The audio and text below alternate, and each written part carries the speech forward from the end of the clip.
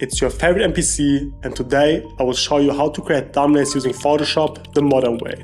Thumbnail design today is completely different from what it used to be like 1 or 2 years ago. I will show you step by step how to get professional looking thumbnails and all the modern tools available to get the best result possible.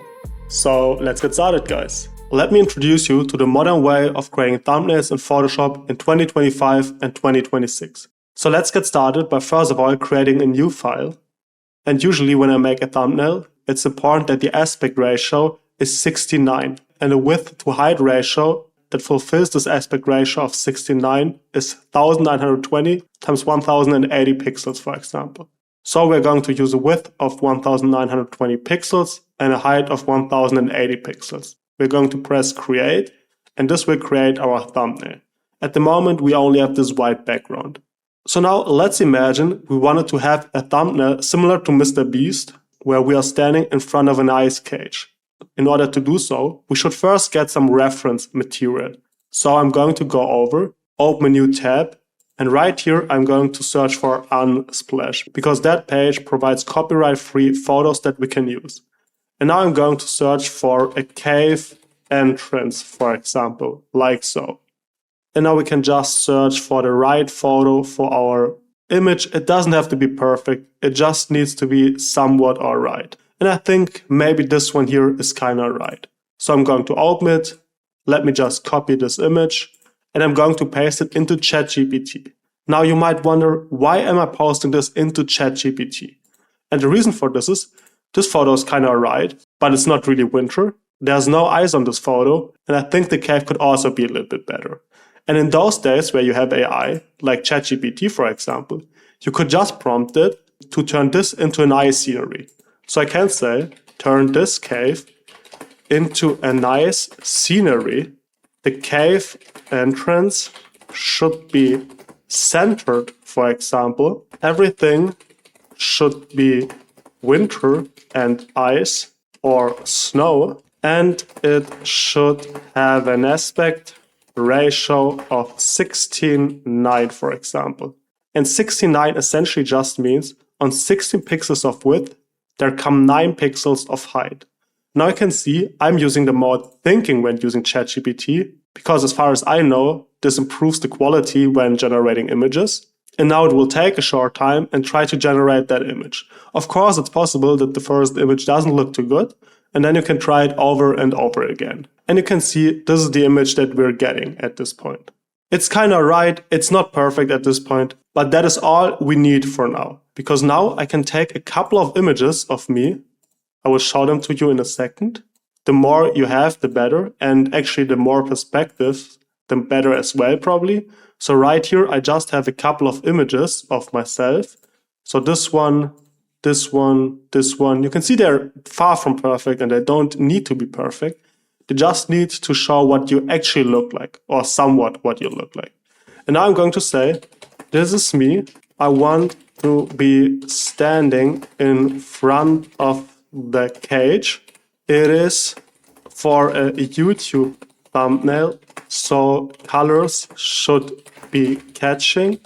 I want to have a torch in my right hand and some big or some winter clothing that fits a nice scenery. I want to be in the center of the image with the cage entrance right behind me, for example. So that's how I would prompt that. And now I can again just press enter, for example. And again, it's likely that the initial image will probably not be perfect. And this here just takes a little bit of time to generate the correct image. And I know we didn't touch Photoshop at this point in time, but we'll get there soon, don't worry. And you can see this here's the image that we're getting. And actually, to be precise, I would argue that it's not really that necessary anymore to use Photoshop right here, because I think it looks pretty cool already. But now let me show you how you can use Photoshop to add a little bit of stuff if you wanted to. So now we can just go ahead, copy this image right here. I'm going to paste it into Photoshop like so. And now imagine we wanted to have a little bit more of our body right here. and a little bit more space to the left and to the right, and maybe also to the top. Now I can just use the selection tool. I'm going to select pretty much anything around our current layer, like so. And now I'm going to press Generative Fill. I don't have to describe it right here because I think Photoshop will detect it pretty good on its own. And now I'm going to press Generate. And this will just give me a little more space to the left and to the right. And now you can see it added a little bit of scenery around me. Now I'm going to select both of those layers. I'm going to convert them to a smart object. And now we are having this effect. Now I'm going to make this here a little bit bigger again, just slightly. And now if you think about a real eye scenery, usually it also happens that the eyes essentially get frozen and the skin maybe freezes a little bit. And now I'm just going to take my eyelashes. I take a couple of those spots right here. And I'm going to say frozen eyebrows like so. I wait for this to finish. And you can see we only have the subtle effect right here, but I think it's kind of right. So I'm going to convert this to a smart object again. And now I'm also going to do the exact same for the other eyebrow. And I will say frozen eyebrow like so. And you can see this here looks a little more frozen as well. So just a slight difference, but I think you get the idea. And maybe right now I want to have a skeleton right here and maybe right here lying somewhere in the corner. I'm going to mark this area right here, and now I'm going to say frozen skull, for example. And now I can see we have a skull right here already, and I think this one looks really, really cool. And maybe I'm also going to add another skull to the right. So I'm going to convert this to a smart object, and right here, actually maybe I'm going to mark all of this like so, and I'm going to say frozen skeleton lying on the ground and wall. I'm going to wait for this to finish again. And this here looks terrible. And this here as well. And this as well. So maybe I'm just going to use a frozen skeleton skull like so. And now we have a skull right here as well. And this is what it looks like. And I think this one is pretty cool. So I'll keep that one. Now, maybe I also want to have this torch glowing a little bit more. Or maybe I want to have a couple more fire particles right here. So I'm going to convert this to a smart object. I'm going to go over to Unsplash. And now I'm going to search for fire particles. And I'm just going to use those particles right here. I'm going to copy them. I'll paste them in. I'm going to use, for the blend mode screen, as you can see, I'm going to move this right above our torch, like so.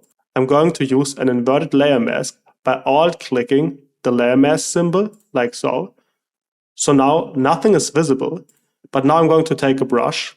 I'm going to use the white color, and now I'm going to go over the areas where I want to have some particles, like so, for example. And now we have a slightly different effect. This is before, this is after. So maybe you cannot see a big difference, but it makes a small difference, I would argue. Now I'm going to create a new layer. I'm going to add some orange right here. I'm going to use a very dark version. I'm going to go over our torch right here with that color, like so. So currently it looks terrible, but now I can switch the blending mode to color dodge, linear dodge, so that is up to you, to get this glow effect essentially, like so. So this is before, this is after. And now I'm going to erase it once again, and I'm going to make the brush a little bit smaller and go over it once again, like so. And I think this looks a little bit cooler in my opinion. Of course, you can also switch the opacity a little bit, so make this slightly more transparent, and then we're getting this effect. Now I also want to add a text to the top right that says 100 hours, for example. So that would be pretty similar to a thumbnail Mr. Beast would do. So we can do that. So 100 hours, like so. For the text color, I'm going to choose white, like so. For the font, I'm going to use Comica Axis Regular. It somehow doesn't seem to work. Now it seems to work, okay. It somehow didn't select the font. So now I have this font right here. I can put 100 hours into the right corner. And maybe I'm going to say 24 hours. Obviously, it depends on the video you are doing. But now, since I can do anything I like, I use 24 hours right here. That is something that Mr. Beast also does from time to time. And now I also want to have a shadow to 24 hours. So I'm going to double click it. I'm going to use drop shadow right here. And now we can just experiment with opacity, distance, and size. I'm going to use this kind of distance, for example. And for the size, I'm going to use a size of maybe 10 to make it spread out a little bit, or maybe 13. Opacity, I'll decrease that to 75. And I think this look is kind of alright for me. Something that I always do in the end is I transform everything to a smart object. So I convert everything to a smart object, like so. And now I'm going to add a final camera raw filter to the entire image. So I'm selecting the layer, filter, camera raw filter, like so. And then I usually like to add a little bit more vibrance to the entire image if there's not enough. And oftentimes an image can take a little more vibrance, even though this one is pretty nice already in my opinion. Then for the temperature, I oftentimes go a little bit towards the blues, but that's just personal preference, because this will turn the background into something that is more bluish, but the skin tones will usually be pretty nice if you turn the vibrance up again a little bit. So usually I turn vibrance up a little bit and temperature down a little bit, because this will give a pretty nice pop effect. Then I oftentimes also increase the clarity just a little bit, and then you can do whatever you like. But for me, most of the times, this is actually all I'm going to do. Oftentimes I'm not really doing much more. And now I'm going to press OK, like so. Now I'm going to press File, Export, Export as. I'll save it on my desktop, finished. And now this right here is the finished thumbnail.